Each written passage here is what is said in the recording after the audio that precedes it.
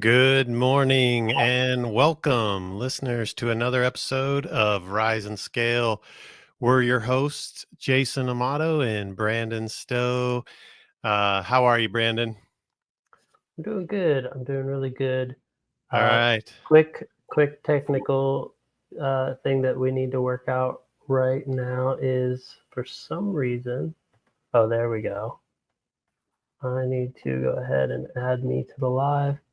Perfect. Okay, go for it. All right. Welcome, everybody. We're going to launch this episode of Rise and Scale podcasts. We're your hosts, Jason Amato and Brandon Stowe. And today we have a special guest, Heather Bargender, who brings over 26 years of experience in the construction industry, helping the trades, specializing in financial leadership and operational efficiency. Heather has played pivotal roles in various companies, particularly in HVAC, plumbing, and the electrical sectors. And we're just thrilled to have her here and share her insights with our sophisticated audience. Hopefully you guys are ready, because let's get up to speed, put on your thinking caps, and dig into some financial aptitude. So with that, without any further ado, let's welcome Heather Bargender to the show. Hi, guys. Good morning. Good morning. Good morning.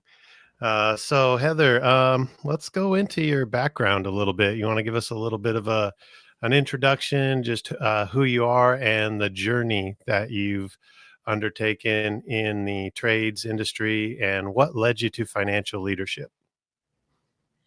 Oh, well, like you said, I've been in the construction industry, the trade-based industry, for about 26 years, almost three decades. Don't date me.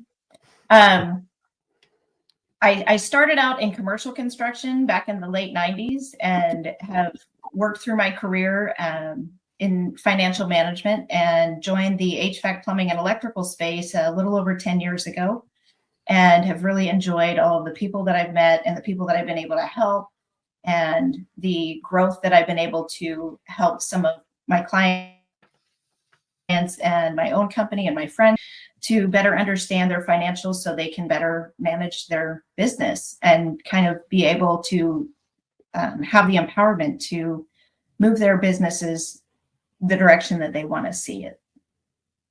Awesome. That's amazing. And hey, guys, if you are here on the live, go ahead and comment live. If you're here on the replay, comment replay. Would love to hear from you. We're also going to maybe take some questions. So if you have some questions, go ahead and put those down in the comments as well.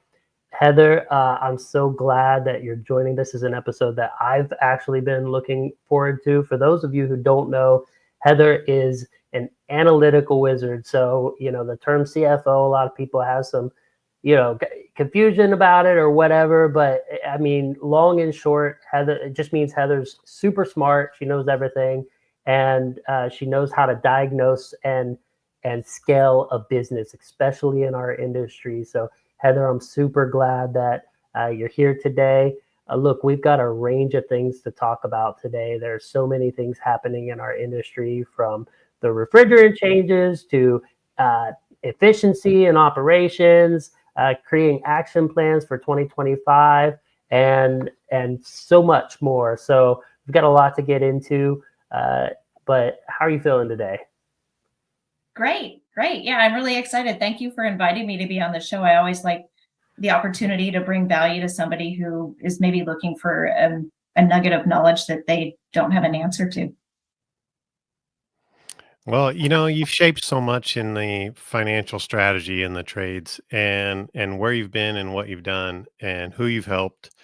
And you've been a part of some big teams, and you know what it's like to grind your way up. Can you help us dive into some of the financial strategies for growth, and those particularly in the home service businesses, and the owners or trainers that are listening, and what they should implement as far as financial strategies for growth?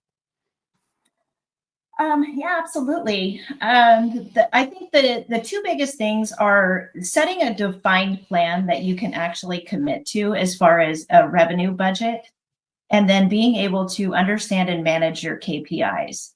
KPIs being, like your efficiency rate, your average ticket, your average sale, how are you going to achieve those goals to hit a budget that you put together? And I think foundationally, it starts with, like we were talking about the other day, the chart of accounts, making sure that that is set up properly, making sure that you understand where those labor, material, subcontractor, where those percentages should be as a percentage of revenue, and then kind of reverse engineering into the budget that you want to achieve based on your call counts, your conversion rates, plans of action in order to hit those goals, making sure that there's a defined process within your organization and that everybody is aware of it and everybody understands it. And the biggest thing is making sure your team understands, the plan that you put together so that they can all be on the same page when you're talking about things daily and, how many calls you have on the board and how many calls you need to fill the board and what those, revenue tickets need to be in order to hit the budgets that you set. And I think most importantly, don't set a budget that you can't achieve. In my past experience, I think it's been really helpful. I know when I was with Sky Heating, we would set a targeted budget that we knew we could hit, and then we would set a stretch budget, which is like, we have the potential to hit this, but if all things don't fall into place, it's not going to happen. So we would always shoot for that stretch budget, but also have a realistic budget where we could all agree as a team that this is a budget that we are going to hit. It was the one that we wouldn't be satisfied with not hitting. But that stretch budget gave everybody on the management team, the executive leaders, and the line managers the ability to say, okay, if we can pick up momentum, we have the ability to do more. But I think being able to understand that budget and how the KPIs work into it, based on your call counts and then the value that's in those calls. I mean, there's value in every call, but as we all know, there's opportunity calls that are better than others, especially like for 10 plus on equipment with HVAC, or assist an older house that is going to have pipes that are going to need to be replaced. So those are like the higher opportunity calls, and identifying that as well. But also being realistic, we look at, how many work days there are in a year. And I think a lot of companies don't take into account the outside factors. Like here in Oregon, we have at least 1 week out of every year where the weather is so bad that we can't roll trucks. So you have to take that into account and figure that into your budget and make sure that that there's going to be those unforeseen things. We don't necessarily know when they're going to happen. And when we see the opportunity to perform better, we don't just we're not satisfied with just hitting that target. We've got to, push as hard as we can every single day. And then if we end up, being able to have a month that we did better than we expected to do, it's going to make up for those shortfalls. If there's bad weather, or we can't roll to a call, or you end up having a departmental issue where you have to pull your department out of service to right side some things that have gone sideways, and just constantly the daily management of your team, making sure that they understand what the goals are. And it's not just the managers, it's the entire team. Yeah. So I think transparency is also very key with a team. A lot of owners hold that very close to their heart. They don't want to share the financial goals. They don't want to talk about KPI performance with field people. But if your field people know what the goal is and why we're shooting towards that goal, you're going to get more of a buy-in from your staff. Well, Heather, I got a question for you. So, all right, you talk a lot about, efficiency. You talked a lot about budget just now. And I heard the idea of delivering that budget, making sure your people can understand what they're doing, how to do it. But I talk to a lot of companies that are, trying to break that 1 to 3 and 3 to 5 barrier. And, one of the biggest things that I see is they come to me and a lot of their stuff is broken. We talk a lot about order of operations. When you see these companies, and I know you've looked over a lot of financial statements, you've seen a lot of these companies yourself in the work that you've done, especially in consulting, what are the first things you do for like the average company that obviously their average ticket, you mentioned that, is down, that off the bat. Obviously their efficiency is not where it's supposed to be. Things are broken. Like, what are like the first like important steps for a company like that to be taken? Well, the first thing I do when I meet with somebody who's asked me for help is I pull their profit and loss, and I pull their balance sheet, and I look at both sets of financials and make sure that it's set up properly. If your foundation isn't there, if that foundational set of chart of accounts is not there, it's hard to build from that because you're managing off of incorrect data and incorrect percentages. And so those are the first places that I start. And then you've got to continue to work on that foundation from start to finish. You want to talk to the call center people, find out how they're answering their phone. If their booking rate is down, why, and analyzing each piece of from start to finish of that first call coming in for that customer and getting that call booked, going out. Is the technician providing the value and building the trust with the customer to ensure that customer is going to feel comfortable doing business with the company, and just kind of starting at the beginning from that first call, but also looking at the financials to make sure they're set up right. So operationally, you want to analyze each department and see how effective it's working, because you can identify pretty quickly if there's a breakdown somewhere from that start to finish, that first call to closing out a completed install and leaving with a happy customer who feels good about the money that they spent with your company. So those two things, making sure that the financials are set up right so that the leadership team can analyze the performance, and then finding the shortfalls in the performance and addressing it with each department until you can figure out where the problem is and then fixing that. And that's not just important in the beginning, that's important always. So it's fair to say, like, going back to financials is the first thing that you want to do. That's that cornerstone, that first cinder block you want to lay when you're ready to like fix your company, get it working like a real company. Of course, most business owners started like me and like Jason. We entered the trades young. We started our first business, and we were more technical. We had like the technician side, or we knew how to sell, but we didn't have any kind of business aptitude. We didn't have a degree. We didn't go to college for it. We just became owners because we had customers who liked us, and we made that leap. But often I think this side of things gets neglected almost the longest. I think we think about like making sales and marketing and everything is the first things that we need to do in our business. And then when we're ready to grow, we think, let's just do that more, instead of like, let's go back and make sure our financials get straightened up before we take a big leap forward.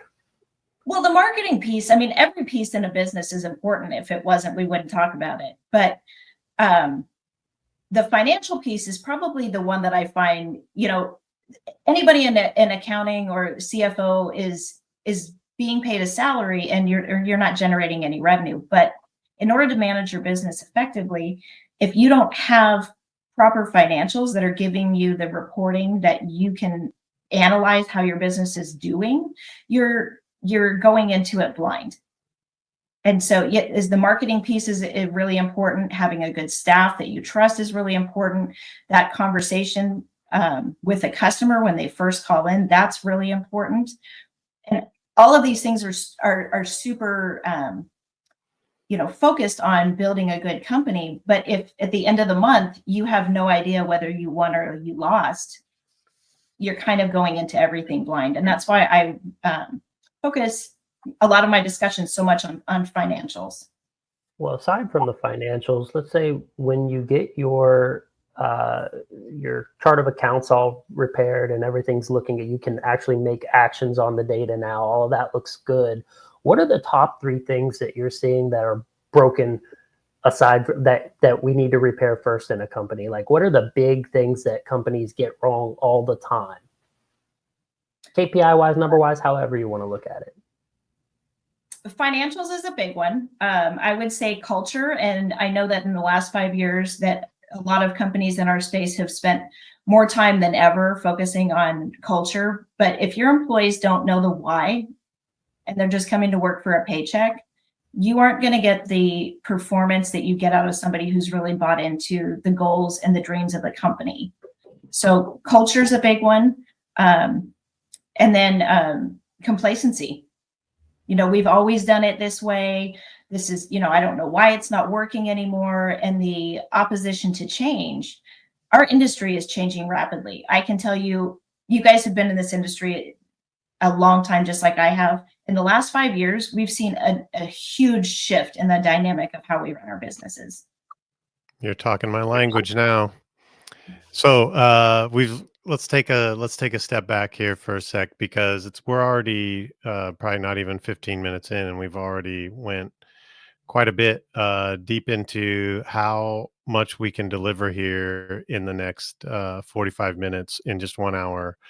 And there's a lot of knowledge being shared, and there's going to be a wide range of the people that are listening. Not everyone struggles with their financials. There's a lot of people in our audience that are pretty uh, knowledgeable in the realm of, how to grow, how to scale. They look at their numbers. And you mentioned something earlier when we talked about the chart of accounts. And for those who are skilled in that area, we talked about breaking things up into a percentage and measuring these things. And as you know, what gets tracked gets measured, and what gets measured gets improved. So when you look at these chart of accounts and you organize this and you go about the percentage of revenue, what is your process of identifying the things to tackle and prioritizing them? Well, I think one of the big things is making sure that you have departmentalized financials, because you could have, let's say you're a multi-trade, you HVAC, plumbing, and electrical. And you have service and install. So you have two different sides of the business. One of the, say HVAC service could be performing and install could not be performing. Or, you have to look at each department individually and collectively. So you look at the collective financial statement as a whole, and those percentages of revenue, the labor percentages, the material percentages, where your gross profit margin's falling. But you also have to look at it departmentally if you're multi-trade. Or even just if you're just HVAC, you have service and install. And sometimes there's companies out there that are still doing commercial and new construction, and they've got they're just one large HVAC company, but they have 4 different departments. You have to understand, seeing the financials performance departmentally is going to help you further dive into, is it one department? Is it the whole company? Or is it, a couple of departments? Or is it a couple of people in those departments? So you start with, okay, which departments are performing, and the ones that are not, dive in a little bit deeper and say, okay, is it a call count issue? Is it an issue where there needs more training in a particular area because you've seen that same reason for callbacks, whether it be HVAC, plumbing, or electrical? You're having an increase in callback count. So you want to analyze, well, why is that? Is it the same thing every single time? Are we not taking enough time on the job and it's a different thing every single time? Is it one particular employee? And so once you identify where the shortfall is, then you dive into that a little bit deeper. And I think a lot of companies just get so busy just trying to chase that next call and make sure they can keep the board full, that we forget that we have to take a step back and actually look at these financials every month and fine tune into the departmentalized performance of each one of them. Now, if you have a service department, say an HVAC service department, that is underperforming, you also have to look at, okay, why are they underperforming? If it's because they're converting them to tech generated leads that are feeding the install department, it's not necessarily a bad thing. So you're going out on these calls, you're losing revenue dollars because the guy's out there for an hour or two, he gets his evaluation done on the system, and he's like, well, this is a 10 or 15-year-old system. It needs a new compressor. We all know that's a really expensive part. Is it really worth it to fix it? Or do you want to try and take a look at potentially replacing it with a new system, a more high energy efficient system that's going to potentially save the customer more money, and it has a warranty? So you have a service tech that has performed 2 hours of labor on a job that doesn't turn into a service ticket, but it converts over to an install ticket that could turn into an $18,000 to $30,000 sale. So you have to take those things into consideration as well. And great insight there. I think that's really, something that I actually struggle with that somewhere around 2020, as my service department was moving a lot more tech generated leads, and we weren't seeing that the total revenue from the service department, but we were still able to look at how our manager was performing by the percentages of margin and things like that, other indicators other than total revenue. So I think, that's, so accurate and so good of you to say that, like, look, total revenue is not the only number in the department. If it's moving revenue over to a different department, as long as the ROI and, everything is being collected and that the total revenue of the company as a whole is working properly, there's other things to manage by. But you have to have those things right. Yeah, and I think that I've seen it, so, and I know it's not an individualized problem, but a lot of times when you've got like a service manager and an install manager, in the service manager, we present financials at the end of the month and we kind of go through them. The service managers tend to get upset if their performance in their department is bad.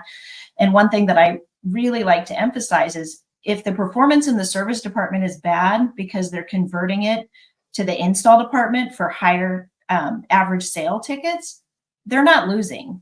They're doing their job, but they oftentimes take it personally. And they're like, well, my revenue was negative. My labor was high because we weren't having high service tickets, but we converted $1 million into an install department. I think making sure as an executive leader, when you're going through the analyzation of financials with your line managers and your leadership team, is to point out, just because we see a shortcoming in a department, it doesn't necessarily mean it's a bad thing. And it's not a reflection of that service manager that their revenue is not where the budget is. If our install revenue is over budget because that service manager and those technicians did a good job of flipping those leads into sales. Right. So would you say a good way to measure that is if our, like, whatever the benchmark for tech generated leads or turnovers is on track or on target? If the other numbers are down, but the revenue's up on install, then service department did good. Now, if those numbers aren't on target, it would be an indication maybe that the service department is doing bad. Like, how would you find that dividing line? Well, if your tech generated lead or your conversion rate into install is down from what you set in your budgeted goal, and the department still isn't performing, you've got service technicians or, plumbing technicians or electrical technicians they're mailing it in. And we know what's possible. And, I always say, if you can identify that there actually is a problem in the service department and it's not because they're converting leads into install sales, then you've got to get down to, back to the same thing I was saying before, is it one person who's souring the crowd? Does the service staff really understand the goals of the company? Is your employee coming to work for a paycheck, or are they coming to work for a team? And if you've got one bad technician who's sour for whatever reason, it can spoil any team, whether it be the service department or install department. We all know this, we've seen it. And I think being able to identify that, diving into it, where I was saying, break down, where's the problem? Okay, it's in this department. Okay, is it a person? Is the callback the same person every single time? Just identifying what the issues are, you're going to be able to funnel down into the root of the problem. And I think getting to the root of the problem is the biggest thing when you're trying to turn a department's performance around. And if it is one person, a lot of smaller companies, like you were saying, the $1 to $3 million companies, they're scared to death to lose. Well, this guy's my best technician. He's been here the longest. I mean, I can tell you, we had people at Sky that had been there a very, very long time, and they just got very complacent, weren't willing to make changes, and ended up causing a lot of souring of the team. And that can really hurt your business.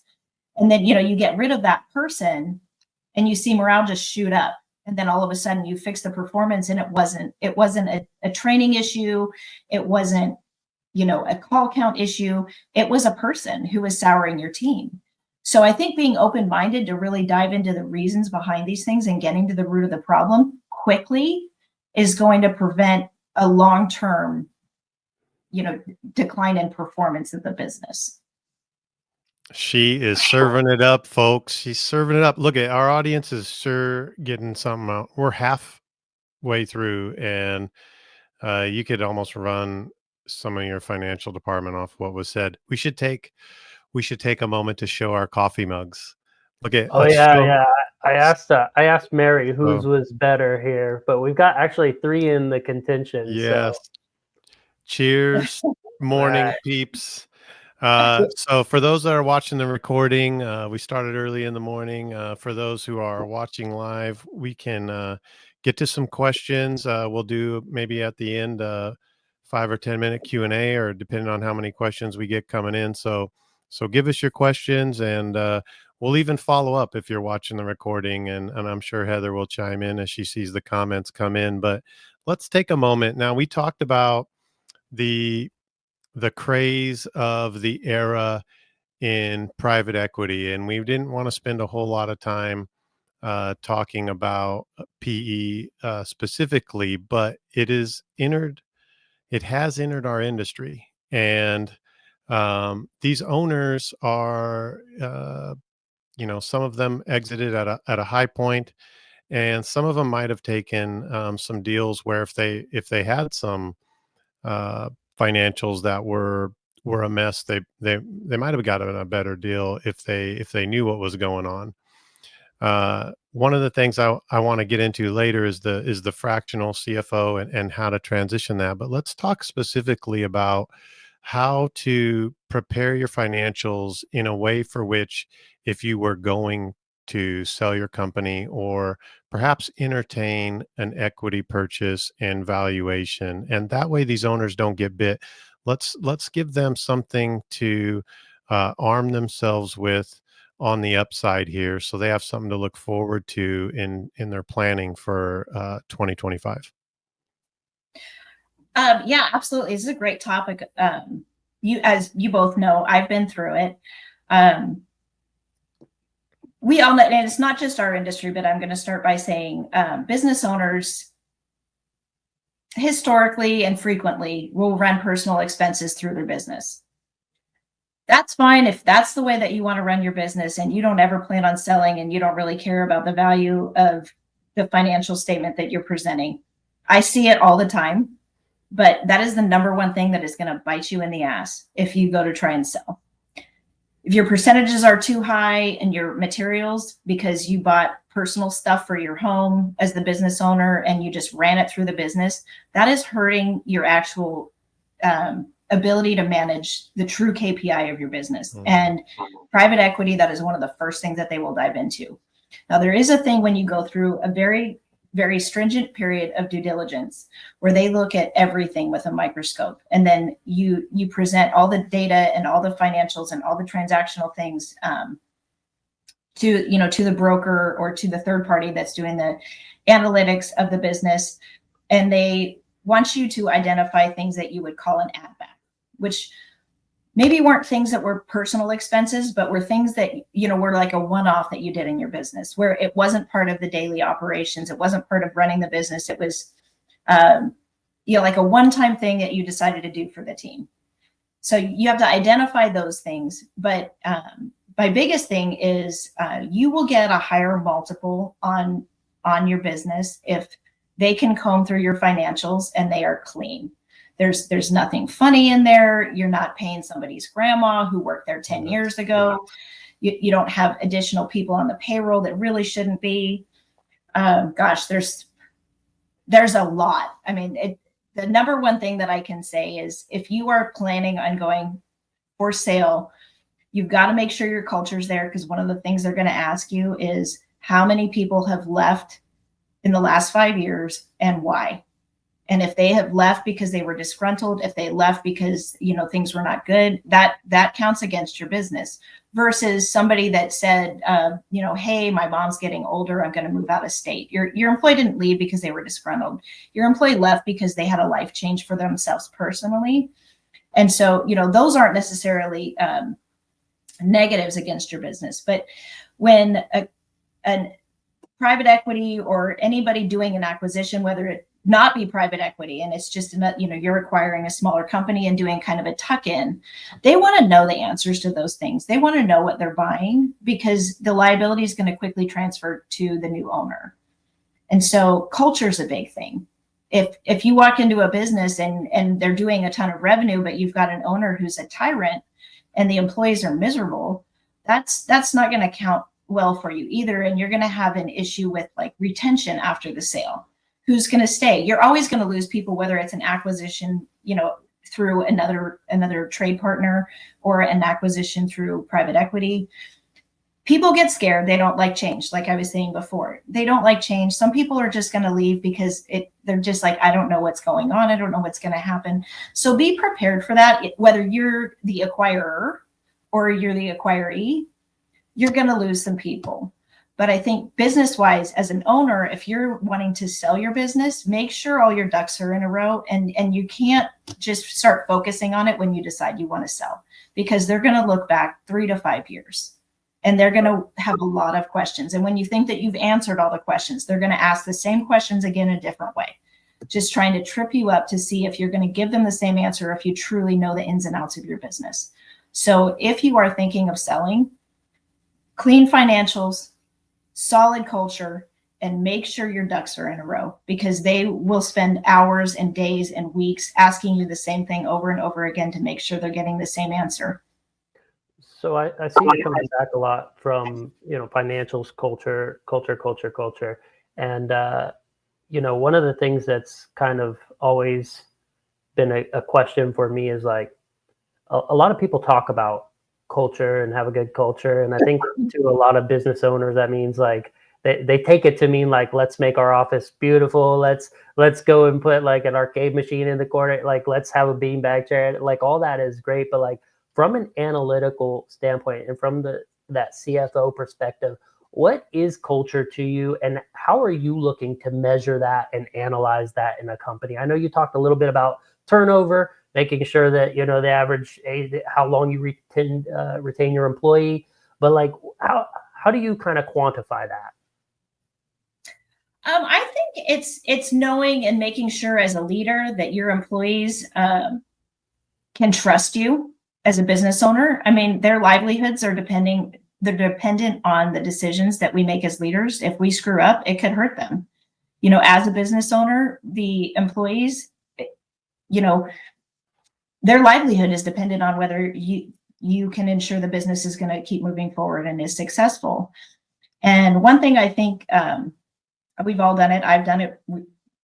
I've talked to many people that have done it, is we see our employees performing and we never check in with them. Well, Joe's doing a great job. He's turning over a lot. Everything's great. His conversion rates are good. Joe's doing a great job. But did we actually check in with Joe and say, hey, how's your family? You have a baby on the way. Are you excited about that? Do you have a vacation plan?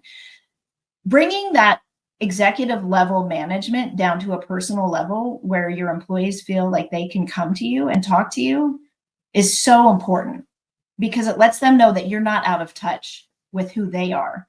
And so, yeah, Joe's performing, and you check in with Joe, and Joe says, yeah, I'm doing the best that I can, but like my mom's dying and it's really been weighing on me, and I've tried not to let it affect my performance. But when your employees know that they can tell you what's going on in their life, there's so much value in that. And that's one thing that I always loved about the culture that we had at Sky, is like, I'd have field guys come into my office and say, hey, can I have 5 minutes of your time? I want to buy a house and I'm not sure if I'm saving enough, or what do I need to do? The reason that employee, and actually it was not just one, a lot of employees would come talk to me about their personal finances, is, we found value in putting together, and this is free, well, sort of, because you're paying your employee to sit through the class, but it costs you nothing to explain to your employee, like, hey, this is how you do a personal budget. This is how much you should be spending on a car payment. This is how much you should be spending on a house payment. Don't overextend yourself. Make sure you have 6 months worth of bills in the bank in case something catastrophic happens. We take that for granted, as professionals, and this is what we do every day. But that was so invaluable to our employees, because they were like, oh my gosh, like I had no idea. And then that opened that door for them to feel comfortable coming to talk to me or to Travis or to any of our line managers. Instead of us being so far removed that they couldn't come talk to us, they felt that comfort level, and that's important. So that gets into like culture-based initiatives. So on a budget standpoint, and that's something that I've looked at, like, we've had a few like culture-based initiatives. Like we had our monthly, our moral welfare and retention, which basically came from like when I was in the military. We devised a certain percentage of our profit if we made certain goals or benchmarks that we would disperse back into our moral welfare retention programs within our company. But at a budget level, how do you plan for culture-based initiatives? And are you really looking, other than retention or lowering turnover, is there some sort of ROI that we're looking at? If everything else is in check, like how do we, I know we can put these initiatives in, but how do we manage them and look and see how effective they are from that budgeting and then that analytical standpoint? And what are some things you found that work really well? We put it in our budget. I would always suggest putting something like that in your budget. You can put it into company functions. And, there's a lot of things, even as a small company without a lot of cash to dump into some of these things. Like I said, there's a lot of things that you can do for free. Just being approachable is really huge. Analyzing it, you're going to see it, and your employees will give you the feedback. That will be how you analyze it. You will have that feedback from employees. I know, seeing employees happy, just you bring in a food truck. What does it cost to bring in a food truck to feed, to feed your crew for breakfast before a meeting? I don't know, $500, depending on the size. I know we would spend like $1,200. It's $1,200. We can find $1,200 in our budget to do that once a quarter. And, having the management team have that mindset of, part of our performance isn't necessarily going straight to the bottom line.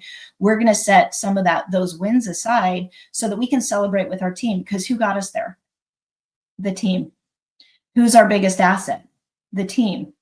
And taking the time to spend with employees and just talking to them in the hall, or remembering something that they told you that they probably think you forgot, and just touching base with them, you know how they're doing, and they feel like you care, and they're going to go out and they're going to perform for you. And if they don't, if they're a top performer and all of a sudden their performance goes in the toilet, and you pull them aside and say, hey, Joe, you were one of our top producers, and all of a sudden we've seen like callbacks, or you're just not converting. Like, is something going on?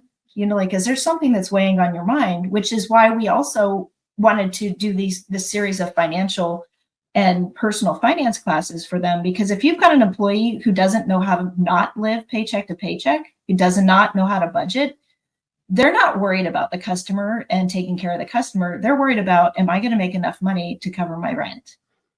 And so if you can remove that worry from that employee's mind, you're going to have somebody that comes to work and with the right mindset to go out and serve the customer the way that we want to. Hats off there. We're not just talking financials. We're talking leadership. We're talking culture, and how to use the budget to your employees' benefits, which definitely builds the culture. But not only that, I mean, I think the customers get a feel of that, and when we're able to offer more value to our customers, even if it's from the perspective of the employees having a smile on their face and being proud and happy where they live and work, it's a much better life for them.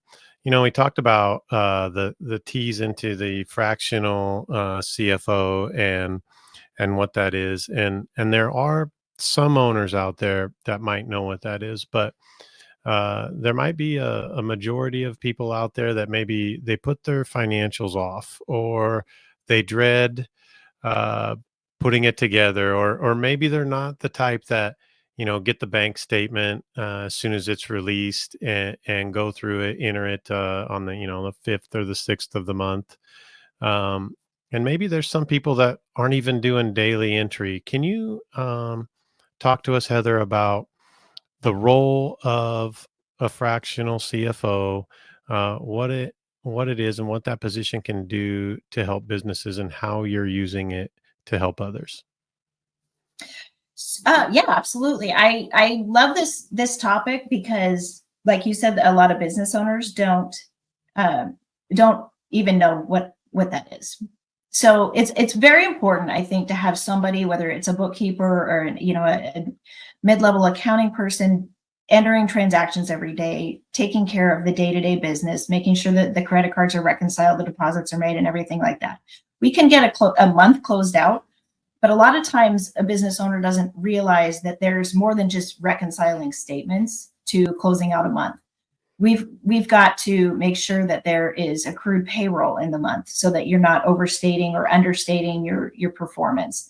I want to talk about that for a little bit. If you don't know what a payroll accrual is, usually you're not paying your employees daily. I actually have never seen that, not in our industry. You're not paying them daily. So you've got, whether it's you pay weekly, you pay biweekly, you pay semi-monthly, you've got days that are worked that don't get paid until the following month. On a larger scale company, that could be to the tune of $10,000 to $30,000 a day in labor expense that is going to get posted with the payroll in the following month. You have to calculate how many days of that payroll were in the prior month, and you have to accrue that back to make sure that you're getting an accurate reading on your financial as far as where your labor cost is falling. That is probably the number one thing that I see companies not doing. And a bookkeeper isn't going to necessarily know that that needs to be done. They're there to enter transactions, reconcile credit card statements, make sure deposits get made, just do that day to day, which is a critical piece of the business, but it's not the analytical piece. A lot of smaller companies cannot afford a full-time CFO. So what a fractional CFO is somebody that just comes in on an as-needed basis to identify problems, to fix problems, to teach the owner what they don't know, to teach the owner what they need to be looking at, and to take a look at those financials at the end of the month and make sure, are we recording monthly depreciation? Are we tying out inventory? Are we reconciling that monthly or at least quarterly? Are we doing the payroll accrual? Because that is the biggest one that I see not being done. And the biggest one that can hurt your business, because if you have, say, a 10-day pay period and 5 of those days belong in the prior month and you're not putting them in that prior month, you think, oh my God, we just knocked it out of the park. Our labor percentages are like through the roof. No, they're not. You just, you missed 5 days of labor that's not in there. So your revenue isn't reflecting the labor that was associated with generating that revenue. So you're kind of not seeing the big picture. So what I do as a fractional CFO is somebody calls me, they want me to look at where they're at, where their financials are, is things set up right within their organization.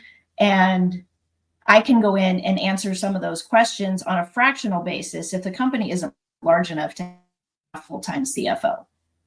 And that's usually the case, or the owner doesn't want to spend the money in that area.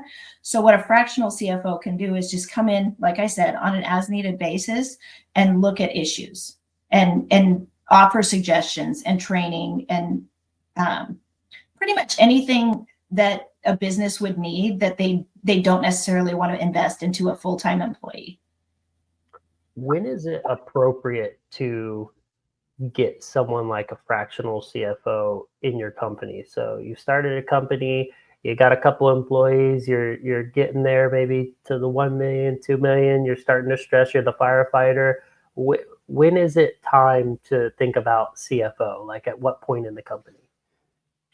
I would say you're not going to really want to look at hiring a consistent fractional CFO or even a full-time CFO until you're hitting like the $10 to $12 million mark.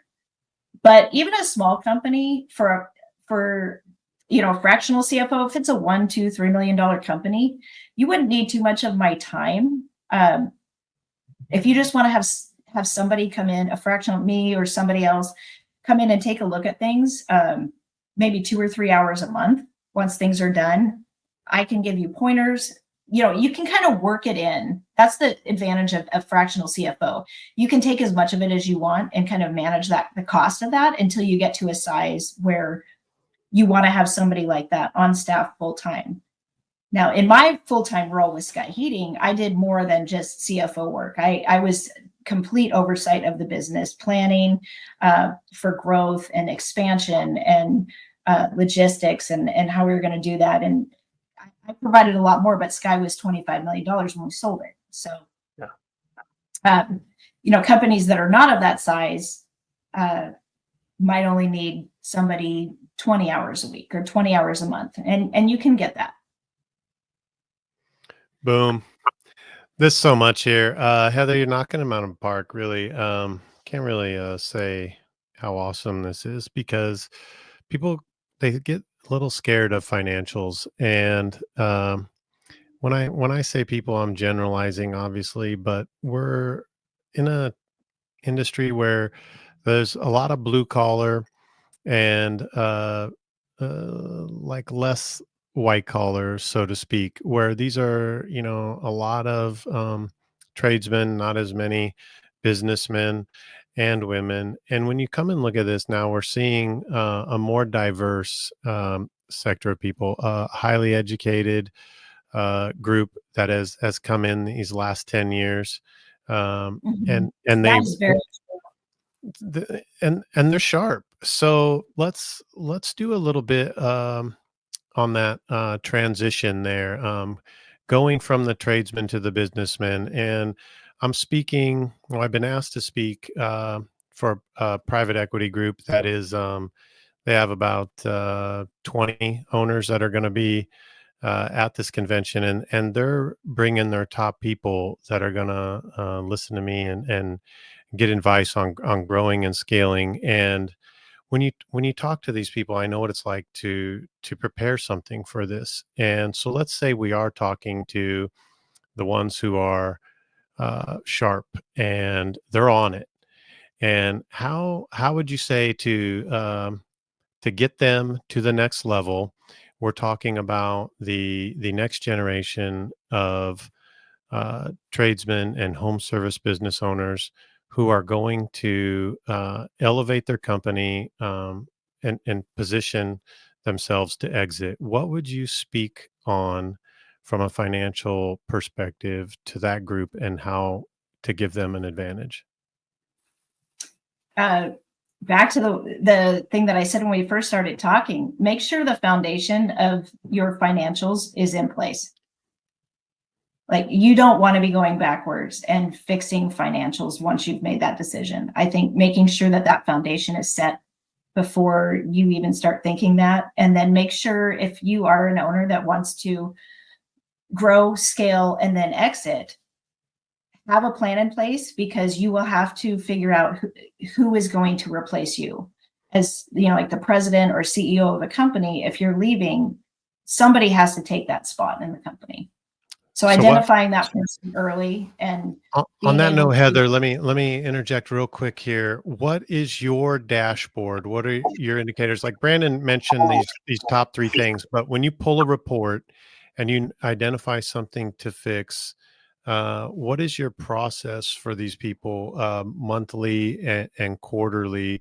Because you just said some really good stuff on bringing in a fractional CFO.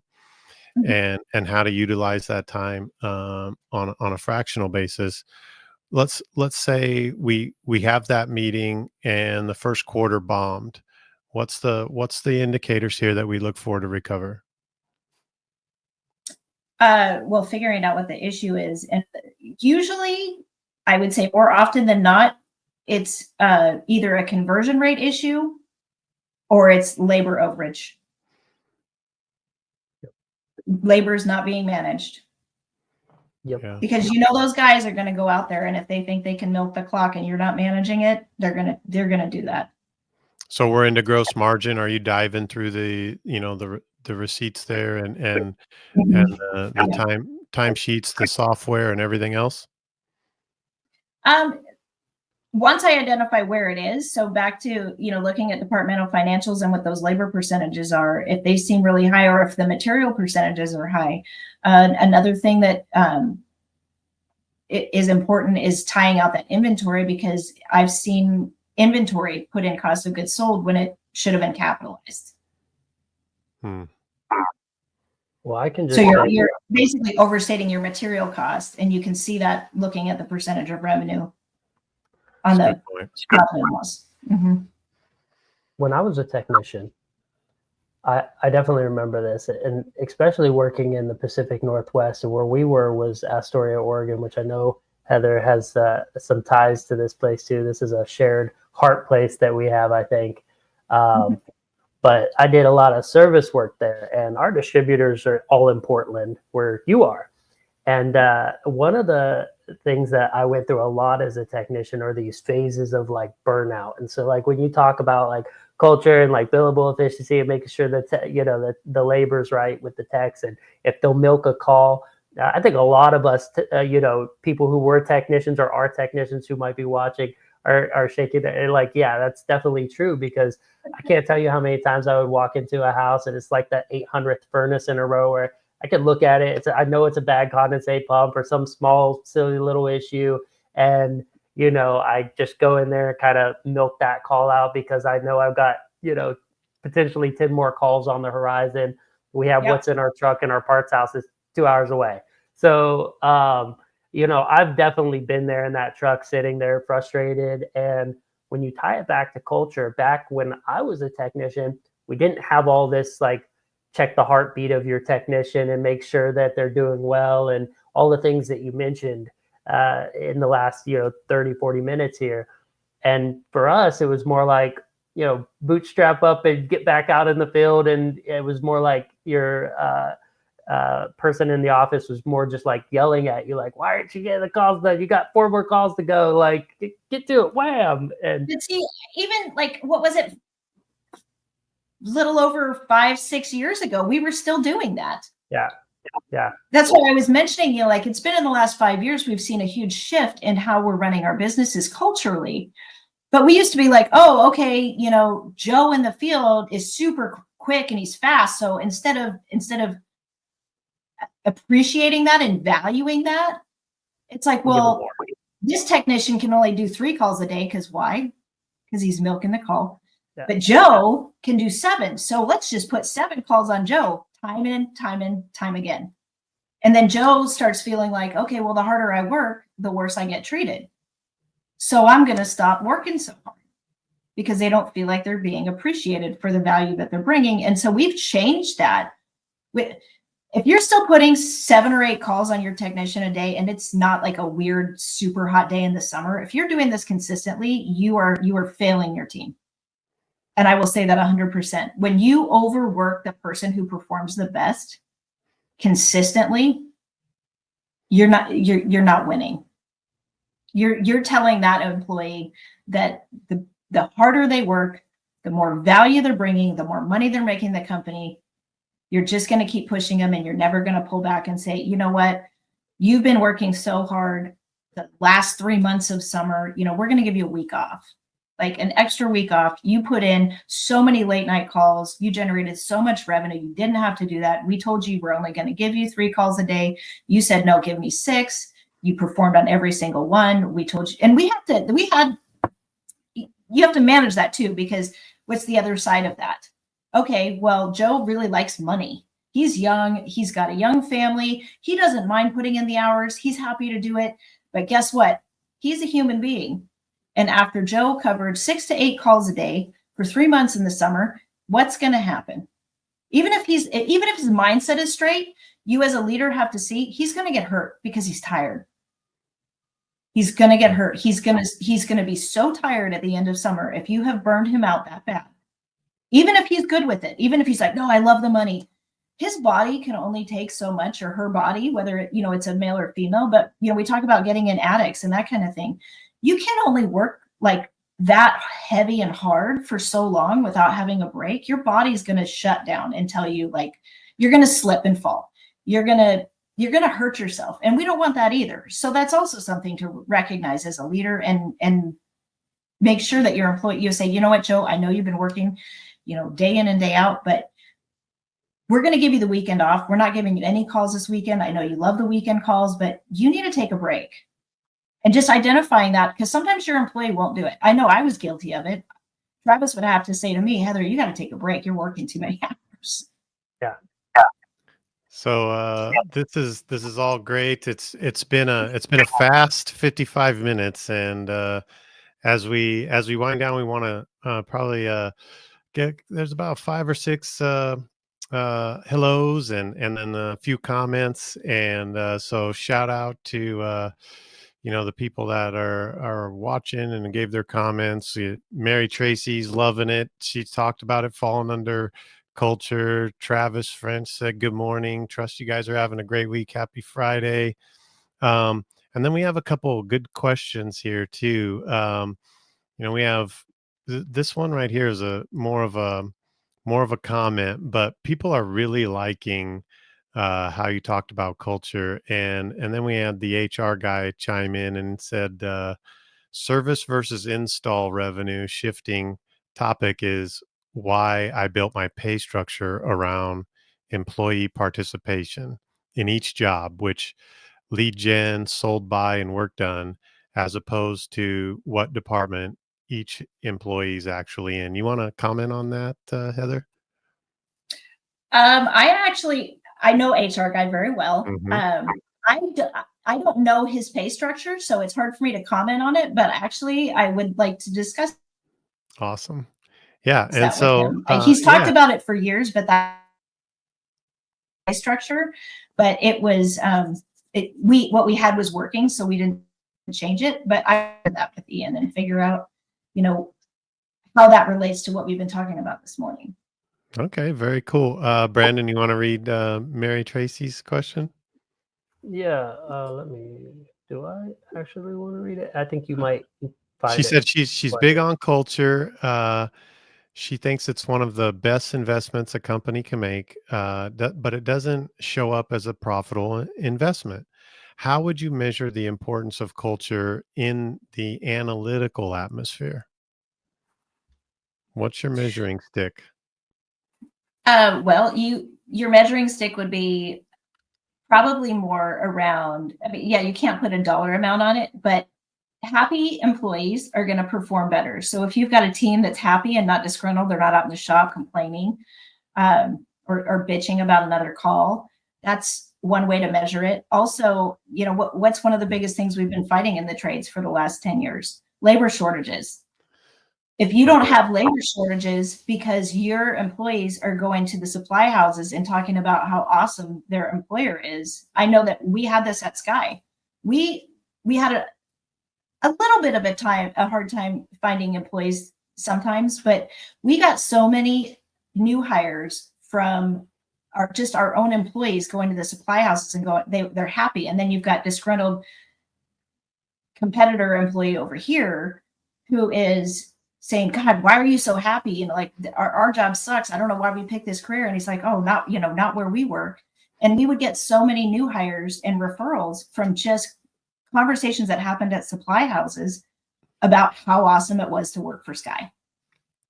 That will show up on the bottom line, as a matter of fact. And recruiting, as hard as it is, everybody wants to work for a poppin' culture, like beyond the high five, but the vibe, right? I mean, and if that shows in the supply house, that shows anywhere. That is a great point. Brandon, what do you got? It is definitely at the supply houses that you see what separates, what you're doing from what someone else is doing. And when we're talking about recruitment, a lot of people they underrate that when their people show up in good, clean uniforms and a nice branded vehicle and they're happy and they show up at the firehouse and you always see them, they're standing up straight and they're proud of what they do. And then you've got everybody else is hunched over and just, eating on the popcorn and they're just like in their ways. And as the person who's been in many parts houses, I 100% agree that I've always looked at those companies and thought, man, what if I worked there? And that's all it takes is to open that little creak open that door and they'll open it the rest of the way. And so that's really important. Hey, Heather, we're going into 2025 and we talk about budgets. We talk about, everything that we need to be prepared. But like, what are some of the trends? I guess as a final closing question, what are some of the trends? What should we look for? What should a business owner have already done getting ready for 2025? And if they haven't, what should they do right now? What should they put down today and start on to make sure their business is ready to go into 2025? Is it memberships? Is it efficiency? They've kind of done a budget. Where are we headed here? It's all of those things. It really is. I think, 2020, we had the pandemic. That took about 6 months to figure out how we were going to navigate that. We saw a huge increase in revenue in 2021 and 2022 across the board with our industry, because there was a lot of pent up demand. People were home. Some of that work that would have probably been performed in 2023 and 2024 got performed early. We saw huge rates of growth in companies. We also saw the private equity coming in, buying up these companies that were just doing like insane amounts of revenue. 2023 was an okay year, and this year 2024 has been really hard. We've got the refrigerant change coming up. There's been talk about equipment shortages because the manufacturers can't decide if they're going with, the R32 or the R454B. Manufacturers don't want to get stuck holding the bag, and so 2024 has been rough. Plus, it's an election. It was an election year, and inflation was through the roof, and everybody's going, well, I don't really want to know if I want to spend money or not. I think we're going to see, now that the election is over, inflation is starting to come down a little bit. We've gotten through. I mean, some of those 10 plus units are still going to be out there. 2025 is going to be an opportunity to shine. If you have your business dialed in, if you have, you're paying attention to your KPIs, your efficiency, your average sales, how your team is performing, your culture is good, identify the top 5 things. If you guys are struggling, if there's a company out there that's struggling, identify the top 5 things that you want to fix in 2025. You can't fix it all at once. It's going to take some time. And if you try and fix it all at once, you'll do none of it well. Focus on the top 5 things. Have a conversation with your team. Win 2025 by winning those top 5 things that you want to fix in your company. There's always room to add more. Hey, we fixed the first thing. Let's add one more thing. Just that consistency of, if there are issues in your business, be working on them and talking about them with your team. But there's huge opportunities coming in 2025. People are going to be much more, I think, open to buy, knowing that inflation is not through the roof. The election is over. There's a little bit of comfort in knowing that there's going to be some, less volatility in the government, as far as, who's going to be elected. What are we going to do? What are the policies? What are the agendas that are happening? I think people are going to get more comfortable. So identify the top 5 things that you want to see improve in your business. Share that with your team. Make sure everybody's on board, and visit the conversation about how it's going often. Well, you guys heard it here. Look, we're both from Pennsylvania, so I think I should say this. I feel like, in a relation to, this is like a Groundhog Day prediction, right? This is, we didn't see the shadow. We've got a good year coming up. Heather has said the word, and that means 2025 has a good, positive outlook for all of you guys out there. There's lots of opportunity, is what I'm hearing. Lots of things to take advantage of. Hopefully a more relaxed economy that's ready to spend money. And, that means, to me as a contractor, what I'm hearing is it's really time to make sure things are ready to go. Don't get caught in the delay. Don't get caught just kind of licking the wounds of 2024. Get that budget done. Get everything done that you need to get done, and get your crew trained. Get things ready, because if the demand does come back up again, you got to be there to take advantage of it. If you're not ready, then someone else will. And I think that's important. Yes. Yeah. Awesome. Well, it's been a good hour. I hope everybody got some good stuff from Heather here. There was a wealth of information shared. Go back and watch it all through if you missed any. And if you're watching the recording, feel free to take advantage of that and comment and tell us what you liked. Heather, thank you so much for sharing your expertise with us today. It's been an enlightening discussion for sure. Well, thank you for having me on the show. It's always a pleasure talking to you guys. And guys, get your labor accrual. We learned a new thing today. Get that fixed. Get in touch with Heather. She'll tell you more about it. And if you're at that size and you're looking for a fractional CFO, If you haven't already reached out to Heather, reach out to her. She's incredible. She's one of the very smartest people we know. That's why she's here today. And Heather, as always, it's such a pleasure talking to you. Thank you so much for coming on and sharing your knowledge with our viewers. Oh, happy to do it. Thank you, guys. Appreciate it. Thanks, Heather. All right. Before we wrap up, let's tease our next episode. Tune in every Friday. We're going on at 8 a.m. Central Time. Join us live here on the Rise and Scale Facebook podcast group. Find us on Facebook at Rise and Scale. And we'll be discussing marketing strategies that work specifically for home service businesses and any growth strategies as we plan for the next year ahead. You are not going to want to miss it. Brandon, tell them where to go if it is available in the link, and share your thoughts on that.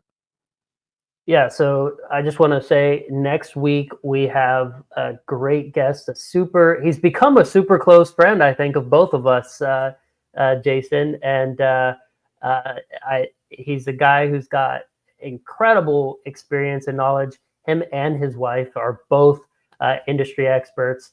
And so he's going to be coming on the show. He's going to be talking about search engine optimization, the things that matter, and getting those leads in. We talk a lot about marketing, and he's the guy that you want to talk to. His name's Michael Donovan, and he'll be on the show. An incredible guy. So really looking forward to that. And then, we've got a kind of a new format. We're trying out some things, but let us know if it looked good this time. Let us know if there's anything we can improve. We're always trying to make the show better for you guys, make it more valuable. And so if you liked what we had today, then please let us know in the comments below. And thanks so much for tuning in. That's all I got, Jason. Thanks for listening, guys, to the Rise and Scale. Until next time, keep pushing your business forward. We'll see you again. Take care.